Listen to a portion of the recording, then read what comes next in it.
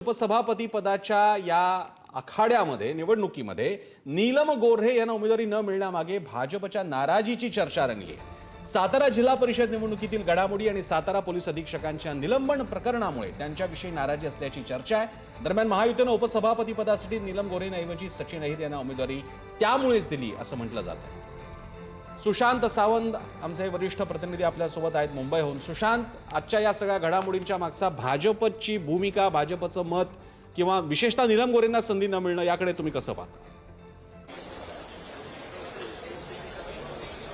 Sir, सुरुवातीपासून खरं तर नीलम गोऱ्हे यांचं नाव उपसभापतीसाठी चर्चेत होतं। मात्र आपल्याला आता भाजपच्या वरिष्ठ नेत्यांनी जी माहिती मिळेल त्या नावाला अर्थातच भाजप नेतृत्वाचा विरोध होता।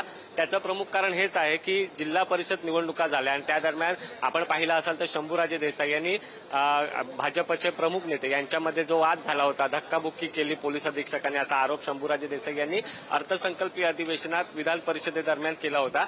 आणि याची गंभीर दखल घेत नीलम गोऱ्हे यांनी पोलीस अधीक्षकाचं निलंबन केलं होतं आणि त्याचमुळे कुठेतरी नीलम गोऱ्हे यांच्यावर भाजपचं नेतृत्व नाराज झालं होतं। कारण त्या ठिकाणी आपण पाहिलं असाल तर सातारामध्ये भाजप विरुद्ध एकनाथ शिंदेची शिवसेना असा सामना पाहायला मिळाला होता आणि जयकुमार गोरे असतील, शिवेंद्रराजे भोसले असतील यांच्या कार्यकर्त्यांमध्ये आणि शंभूराजे देसाई यांच्या कार्यकर्त्यांमध्ये आपण त्यावेळी पाहिलं असेल तर बाचाबाची देखील झाली होती। अर्थातच अशावेळी शंभूराजे देसाई यांना धक्काबुक्की झाल्याचं त्यांनी म्हटलं होतं आणि याची दखल जी आहे ती विधान परिषदेत नीलम गोऱ्हेंनी घेतली होती। अर्थात आता यामुळे नीलम गोऱ्हेंचं नुकसान झाल्याचे चित्र जे आहे ते पाहायला मिळते। कारण उपसभापती पदासाठी नीलम गोऱ्हे यांनी फिल्डिंग लावली होती, एकनाथ शिंदे यांना त्या भेटल्या होत्या आणि अर्थातच चर्चेत सुरुवातीची जी 3 नाव होती त्यामध्ये नीलम गोऱ्हे यांचं नाव आघाडीवर होतं। आपल्याला पुन्हा संधी मिळावी यासाठी नीलम गोऱ्हे इच्छुक होत्या, मात्र भाजपने याला स्पष्ट नकार दिला आणि आपण आता पाहिलं असेल तर सचिन अहिर यांनी आता पक्षप्रवेश ते शिंदेच्या शिवसेनेत थोड्याच वेळात करणार आणि त्यांनी उपसभापतीसाठी अर्ज भरलेला आहे। प्रसन्न सर,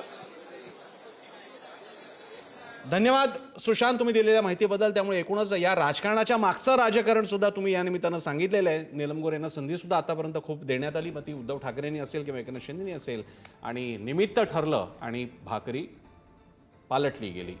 धन्यवाद।